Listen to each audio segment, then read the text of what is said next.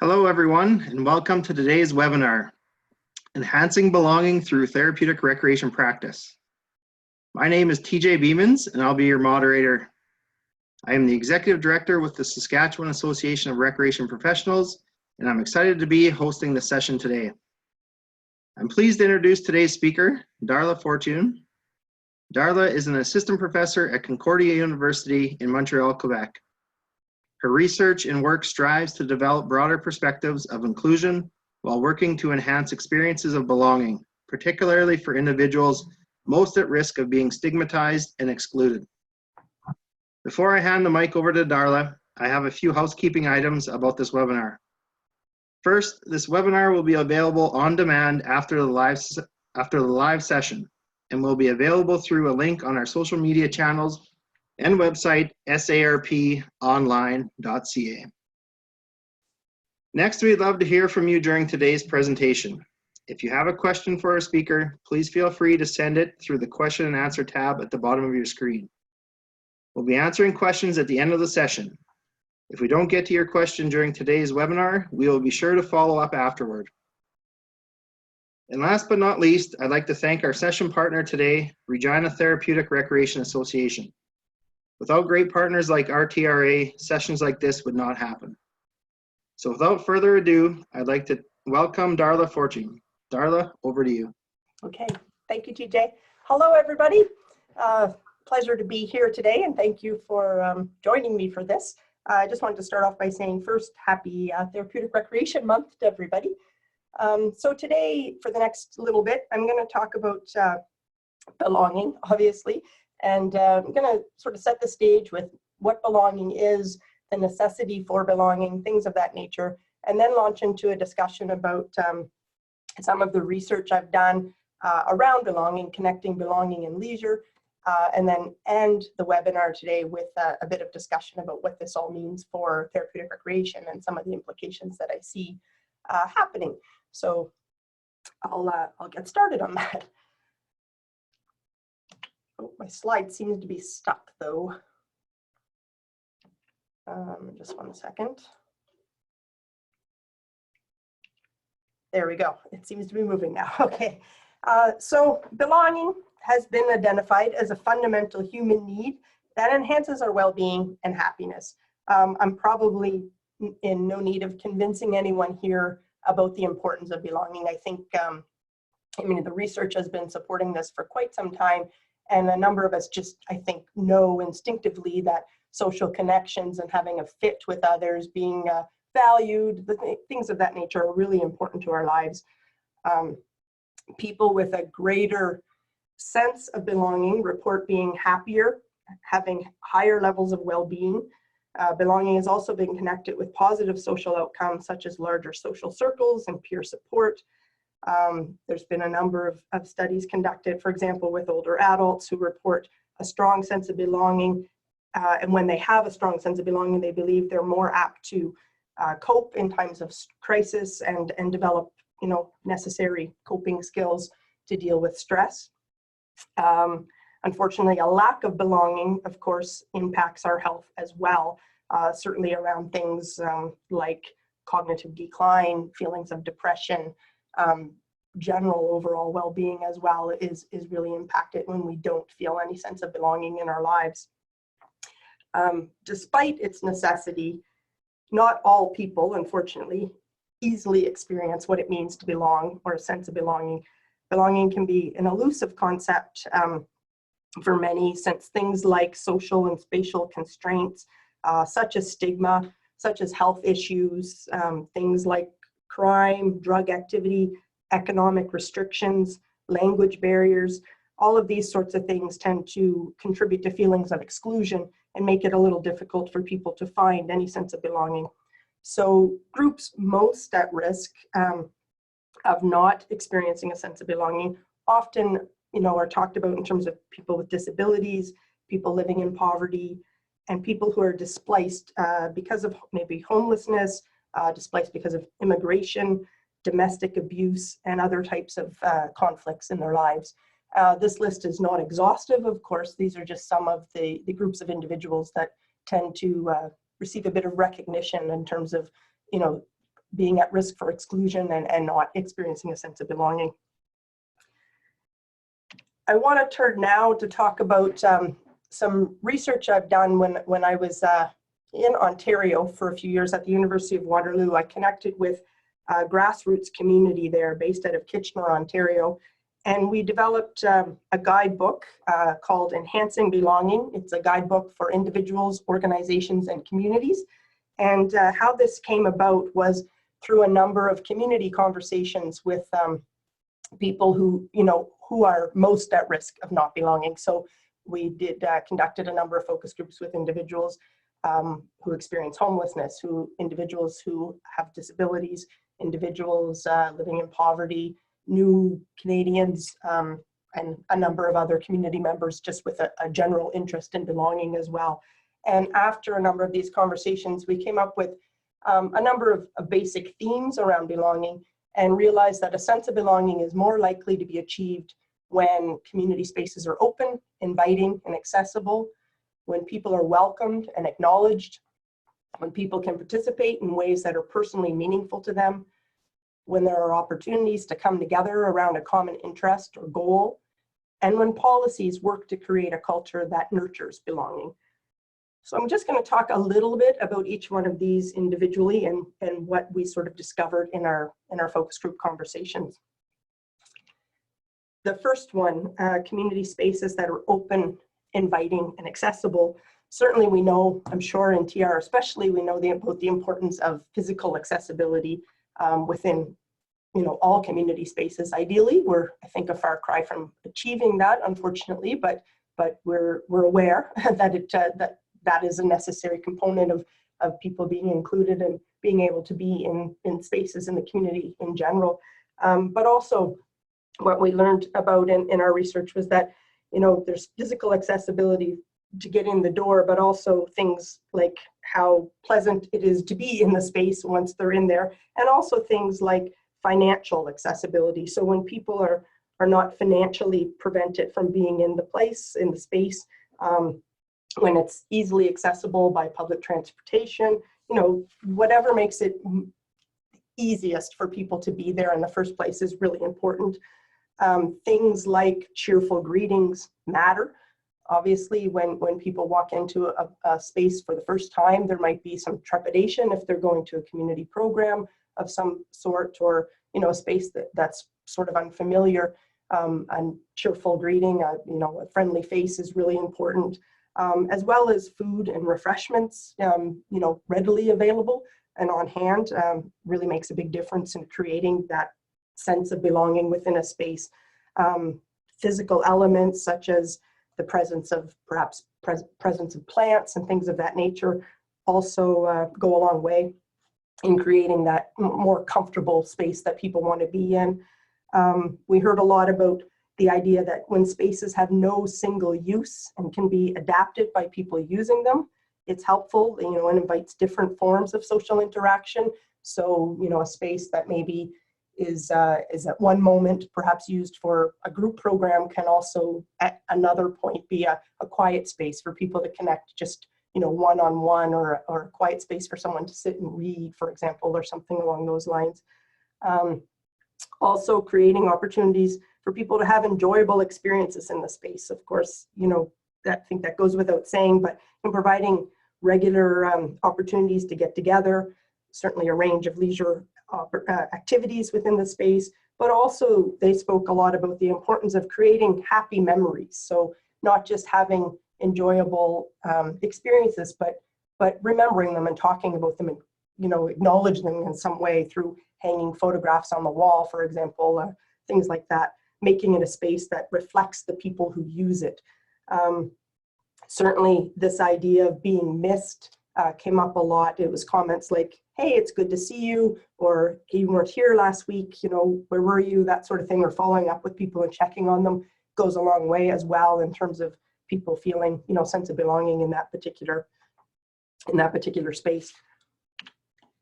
The importance of welcoming and acknowledging others. The first thing that came up here was simply the importance of being invited.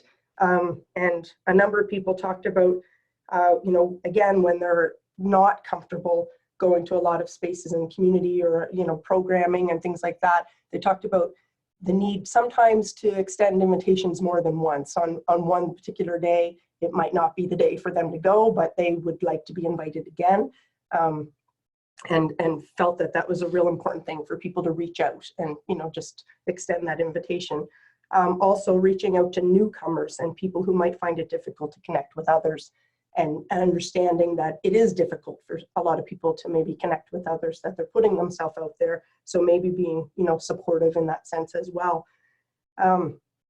Connecting on a deeper level was discussed, and what that meant for a lot of people was this idea of sort of reciprocity, being, you know, engaging in reciprocal conversations. So not only showing an interest in others and getting to know them, but also being willing to share aspects of ourselves. You know, if we're involved in trying to create a space of belonging, that we're reaching out to others too, and showing, you know, our true self to them as well. Creating opportunities for participation and contribution was hugely important to belonging. I mean, everyone at some point feels the need to contribute in some way, and that looks different, of course, for each person, but it's important nonetheless. This often begins with a recognition that everyone has gifts and abilities and has has something to contribute. And sometimes, you know, it's just a matter of taking the time to discover people's unique abilities. And when we do that, being able to connect them in certain ways where they can really feel like they can make a difference or make a contribution. Valuing all levels of participation means removing pressure to actively participate, and also appreciating different preferences when it comes to participation. So, you know, not just the active participant, but those who participate a little bit more quietly. Also, just the contribution of presence, of being there, of, you know, matters as well. And working, you know, to eliminate barriers that prevent people from participating, whatever that looks like for the individual. Also, supporting people to be present can not only mean inviting people, but also accompanying people when they enter new and unfamiliar situations, as well as linking people with maybe mentors and connectors that help make that, you know, that transition to a new space or a new environment a little easier for them. Connecting around a common interest, I think this is something probably near and dear and to therapeutic recreation for sure, and the importance of it. So creating opportunities for people to come together and get to know each other.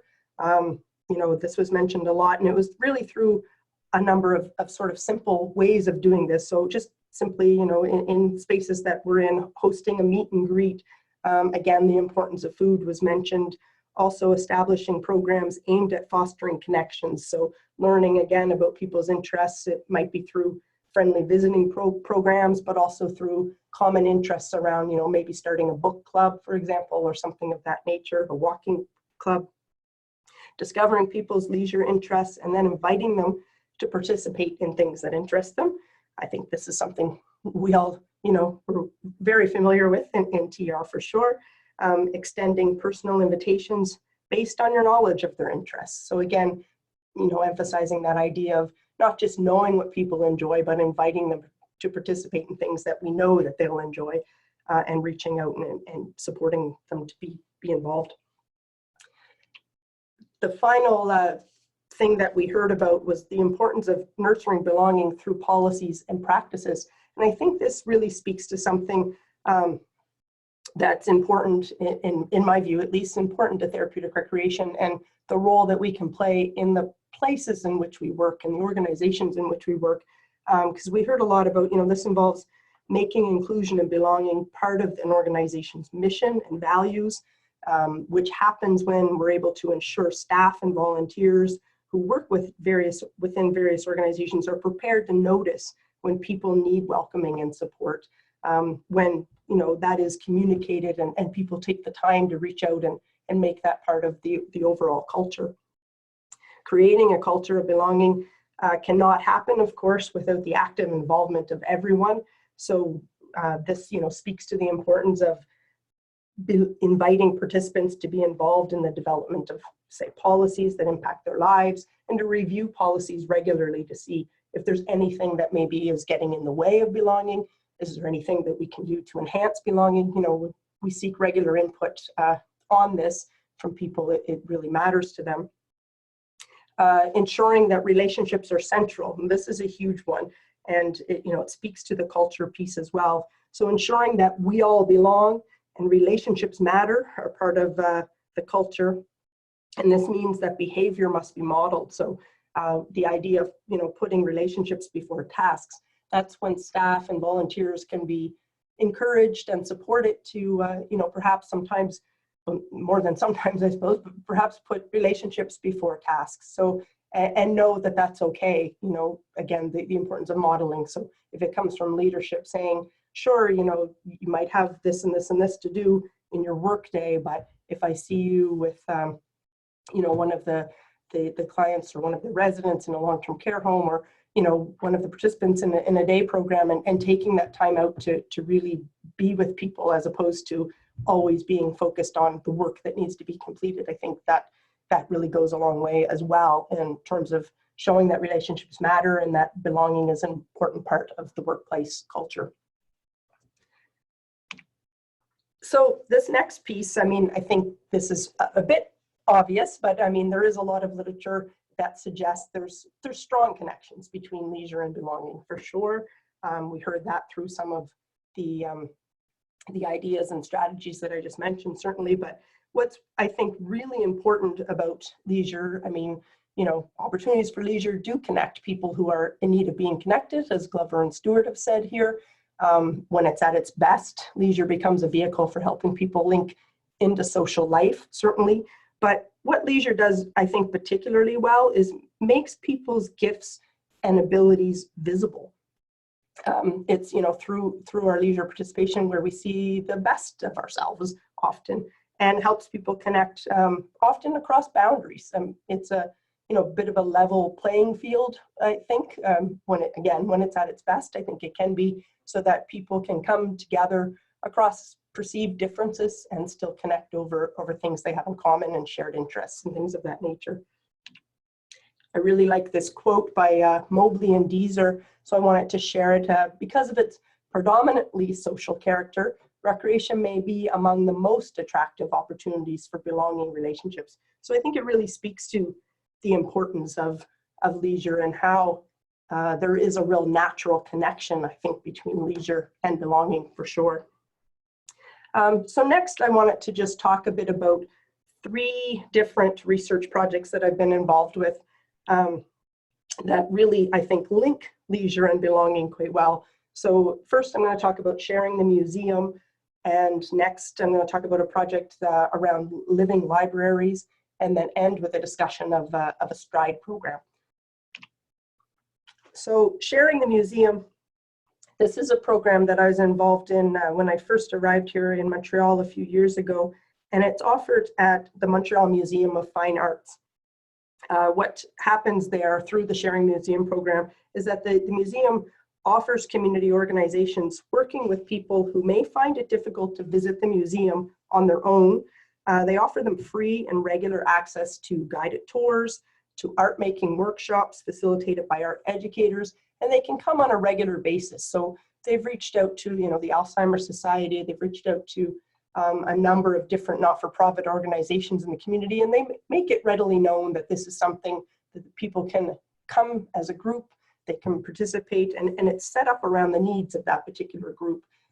So they can come for a couple of hours and have a guided tour of the exhibits, and then go back to a community room, participate in an art workshop that's led by an experienced art educator, and maybe reflects what they've seen in the exhibit or what have you, have some snacks. It's something, and most participants who do this will go on a regular basis, once or twice a month, every month over time, excuse me, and go pretty regularly. So I was really interested in what this type of program does for a sense of community belonging for those who participate. And I conducted 4 focus groups with 4 different groups. So the first focus group consists of youth who are receiving psychosocial services. The second was adults accessing support for mental illness. The third focus group was persons with dementia and their partners in care. And then the fourth was men accessing services of a homeless shelter. And what was very interesting to me was, those are four very diverse groups, really, in a lot of ways, but the experiences around belonging through this program were quite similar.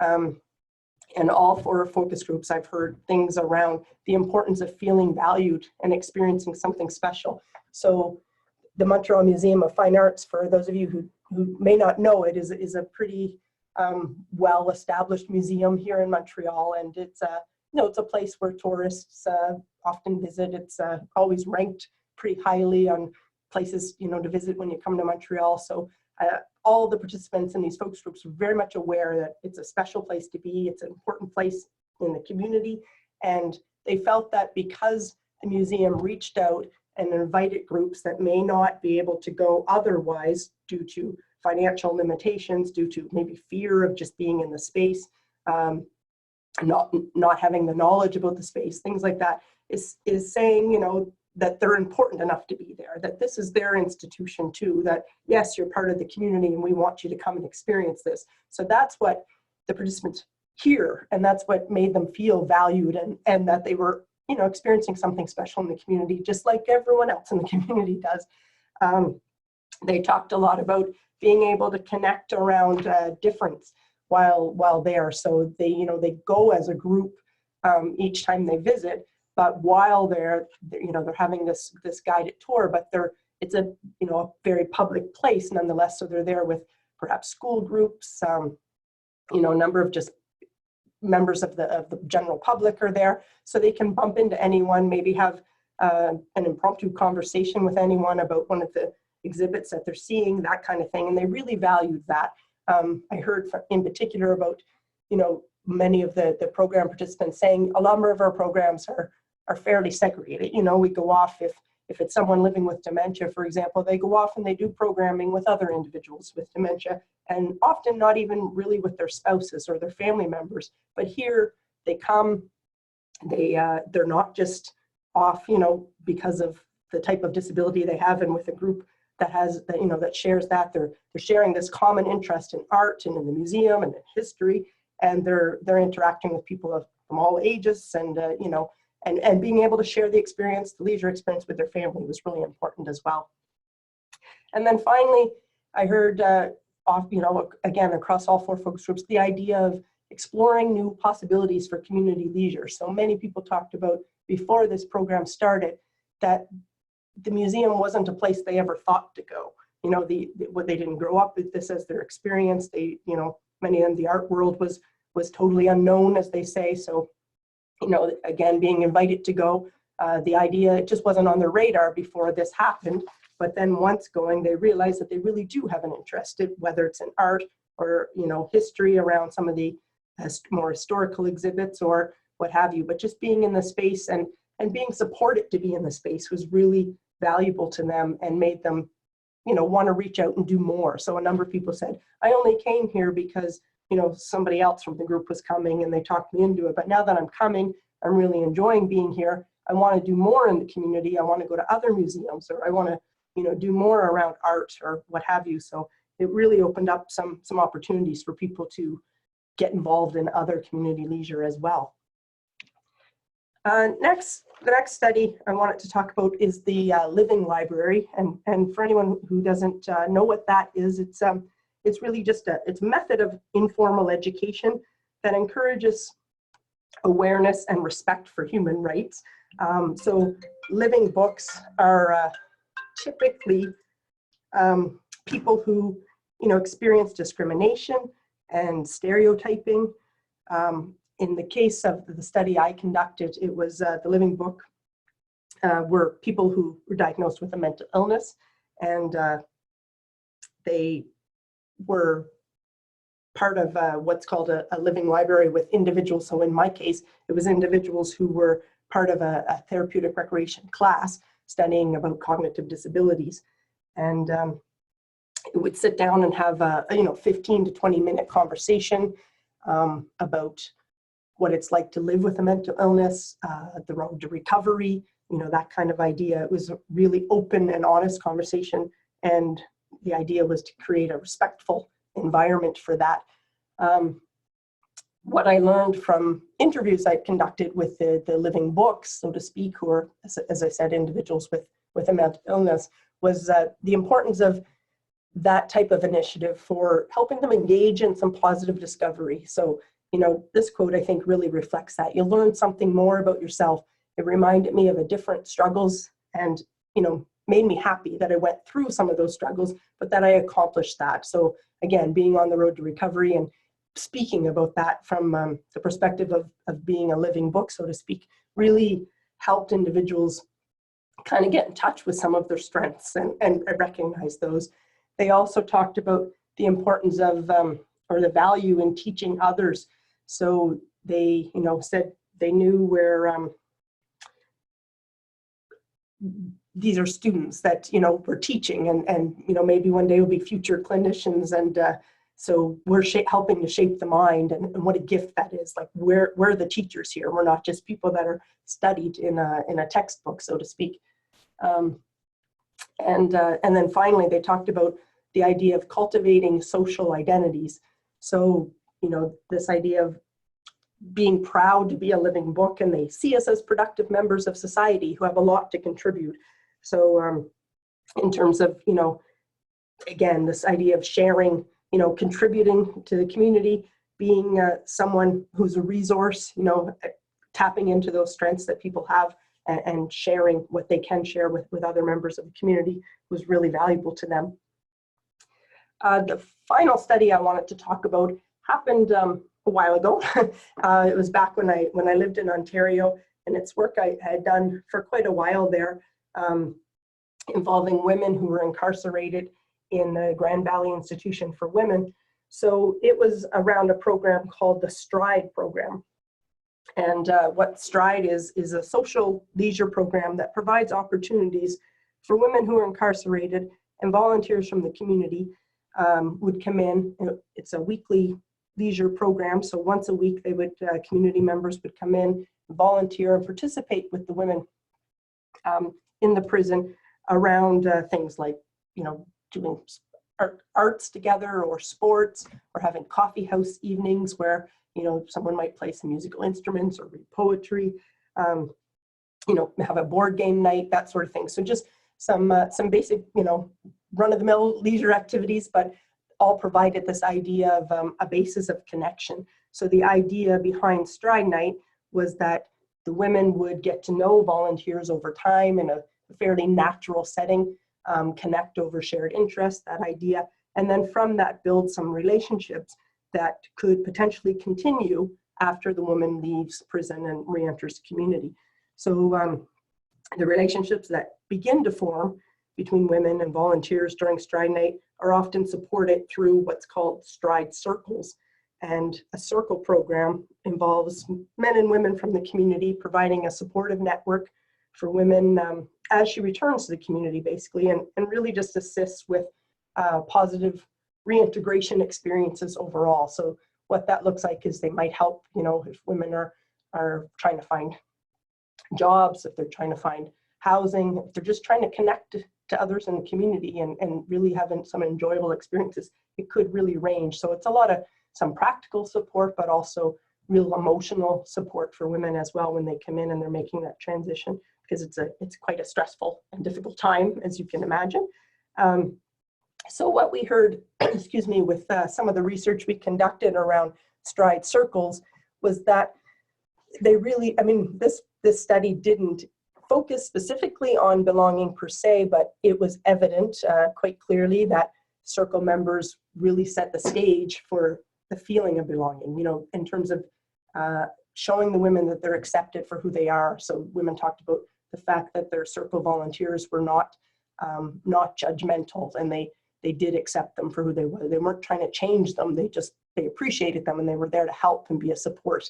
They talked about without having a circle, they would have been much more isolated and more withdrawn upon entering community. They really needed support because they really felt all alone. Often women are trying to, break free, perhaps substance abuse was an issue they're working on, and they wanted to get away from that, so break free from previous relationships and connections they had with others.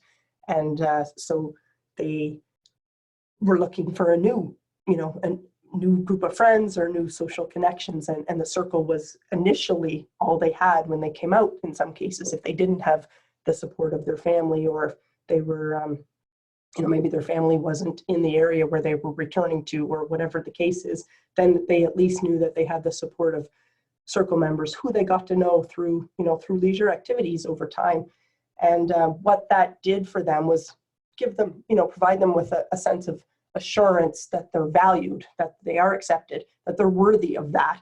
And it helped, I think, give them strength really to show that, okay, if I have a circle who really supports me and values me for who I am, then I can perhaps, it gives them, I think, a sense of courage to reach out a little farther and connect with other members in the community, and, almost be a launching pad for a broader sense of belonging for individuals leaving, or for women, I should say, leaving prison.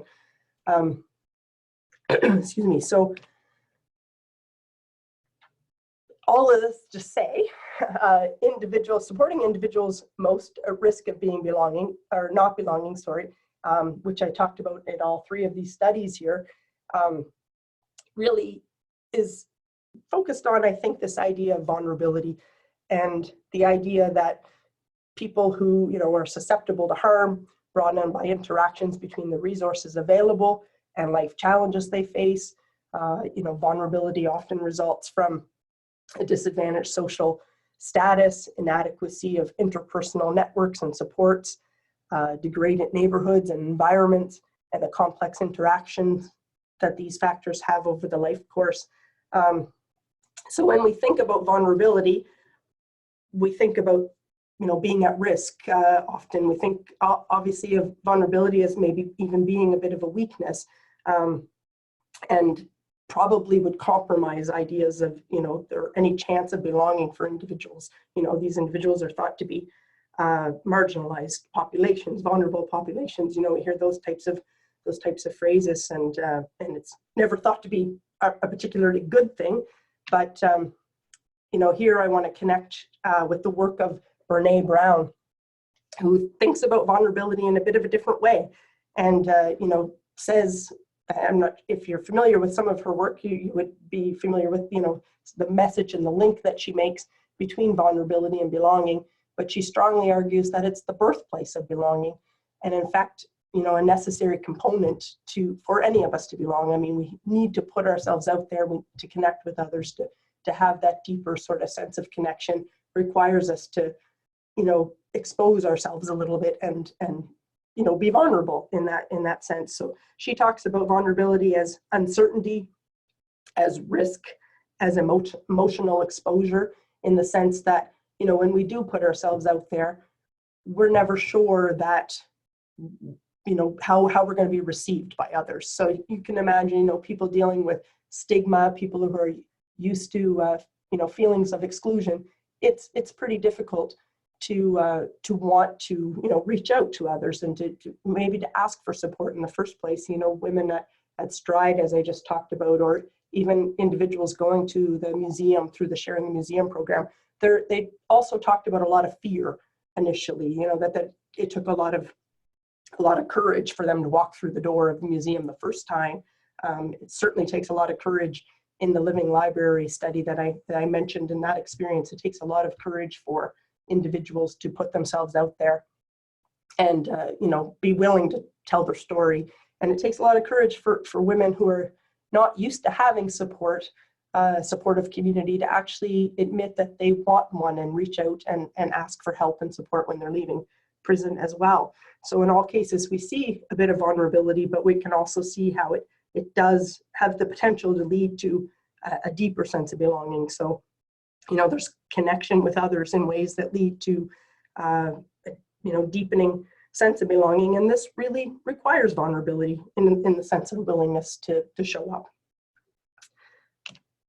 So some of the factors that help vulnerability lead to a sense of belonging. And, if I look across again, those three studies that I highlighted, you can see these fairly clearly there, in the sense that there's often the presence of a connector that creates opportunities for coming together. We saw that with the Circle program. There's a community organization that trains volunteers to come in, that connects volunteers with women.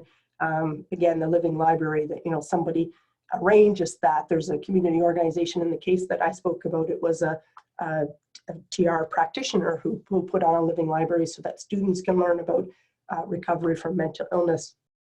And so there's a bit of a support there, a connector that helps create these opportunities for coming together. Also, that vulnerability is not only experienced by the vulnerable individual, so to speak, but it's experienced by perhaps everyone. And what's really important about that, again, when I look at the situation of living libraries, there's living books who tell their story, but there are also readers who show up to listen and show respect in that sense around to hear somebody's story. And that takes a bit of courage as well. It's, I remember the first time participating in a living library where a number of the students had, quite nervous about it. They didn't know what to expect. They weren't sure of what questions they should ask, and things of that nature. So I think both people in that relationship are willing to put themselves out there a little bit. Also, with respect to the Stride Circle program, you have volunteers from the community who are not experts, who are not professionals. They are not equipped to necessarily address or deal with all the challenges that women face when they come out of prison, of course, but they're willing to try, and they're willing to be a support. And in some of the research we did around that, it was, volunteers talking about some fear that they had as well, that they weren't living up to their expectations, and they weren't, they were unsure about how to be a proper support and what that looked like. But again, they were willing to try. Finally, I think there's the idea that there's acceptance of individuals for who they are. So it is not about trying to change anyone. It's about instead, valuing people for who they are. Certainly that comes across with the Living Library. Again, this idea that you have a story to share and it's a valuable one and we want to hear it. That sends the message loudly that people matter and they're accepted for who they are. And being invited to sharing the museum, a program like that, and again, communicating this message that yes, of course, you're important enough to be here, and we would like you to come.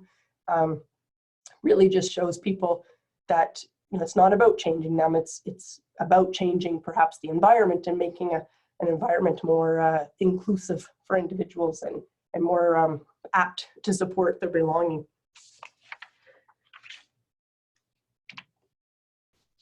So I just wanted to talk now in the last few minutes about this key ingredient of belonging. This again comes from the work of Brene Brown, and she talks about how there are two groups of people: those who feel a sense of love and belonging, and those who struggle for it. And she says, there's one variable that separates the two groups, and it's really that those who experience belonging simply believe they are worthy of belonging. And that's huge. To get to the point where, again, we're willing to be vulnerable, willing to reach out, to say that we're in need of it, to want to have it. I mean, at some point, people will do that, or more apt to do that, if they believe they're worthy of it.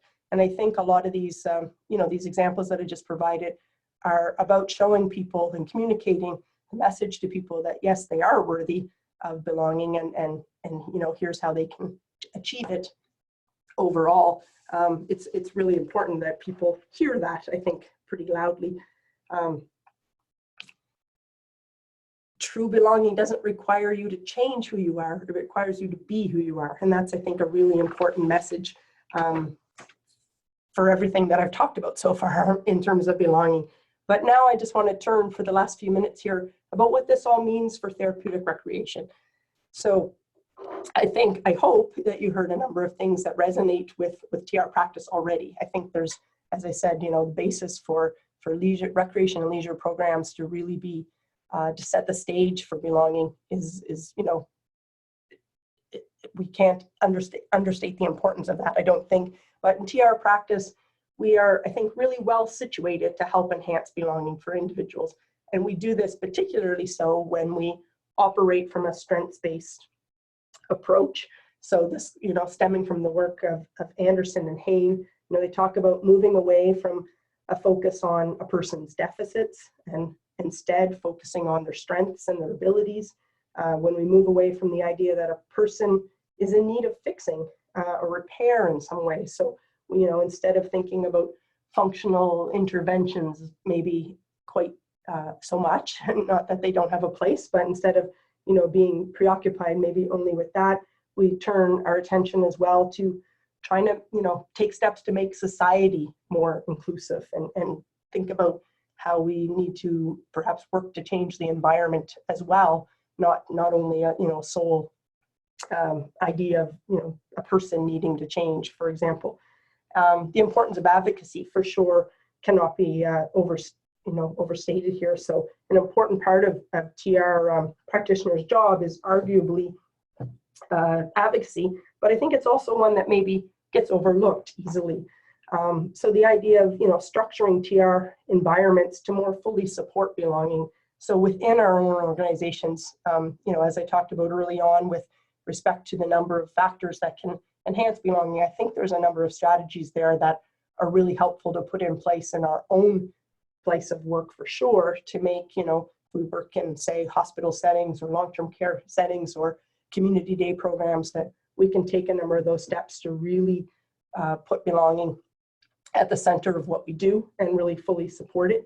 But also, pushing society to become more supportive of individuals who might be at risk of belonging and what that looks like. So a number of those factors. And again, I think from the studies I've mentioned as well, I think there's some strategies there that help in terms of advocacy on a community level, knowing that anyone that we're working with, is part of the community and should be recognized that way and should be valued that way to be a valued and supportive member.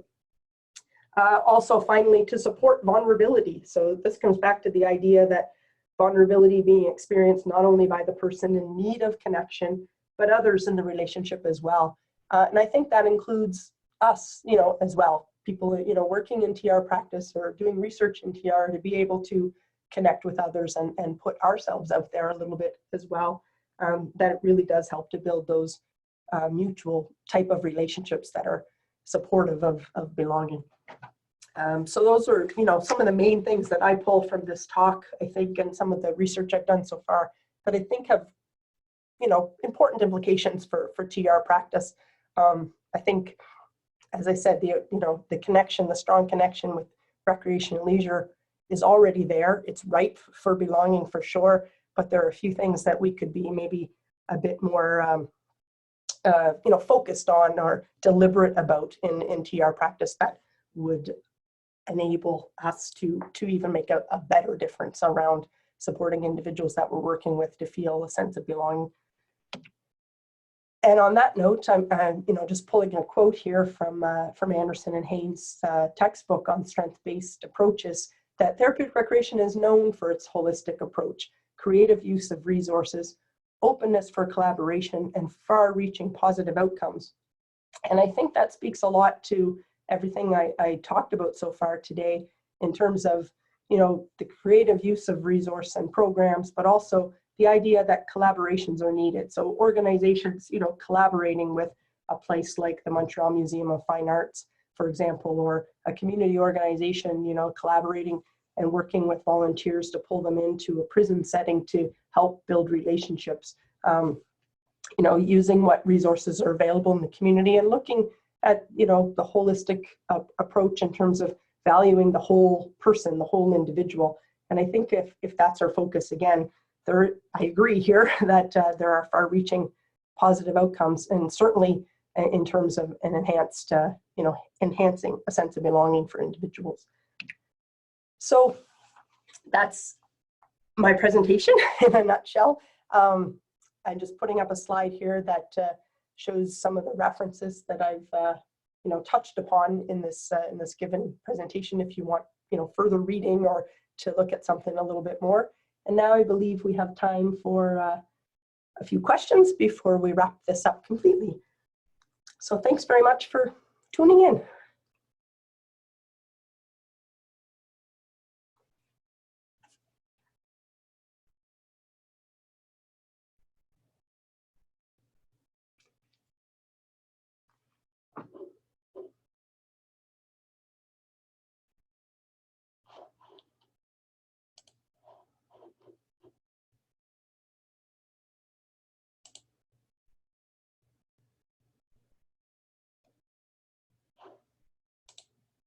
I'm getting a message here. I'm not sure who's still on the line, but I think I'm getting a message from TJ that he's not able to get back in. So I'm not sure how at this point I'm able to access questions, unfortunately, and I apologize for that. But just clicking here, sorry, to see. I'm not able also to see how many people are still on here, but I would love to take some questions. So I think perhaps the best way to do that, unless TJ is able to chime back in and give us any other type of instruction, then I would say that TJ will probably send out an email with my email contact on it, and I'd be happy to take anyone's questions at any point in time. So please feel free if you have a specific question about something I've talked about today that I'd love to hear from you and chat more about it as well. And so I just want to say thanks again for spending the time listening to me today. Hopefully there were a few things in there that you can take away and apply to your own practice. And hopefully in many cases, a lot of you are already doing that. And if that's the case, I'd love to hear some stories and examples from you as well. That would be really, really interesting for me. So thanks again, and I look forward to talking with you, some of you soon. Bye-bye.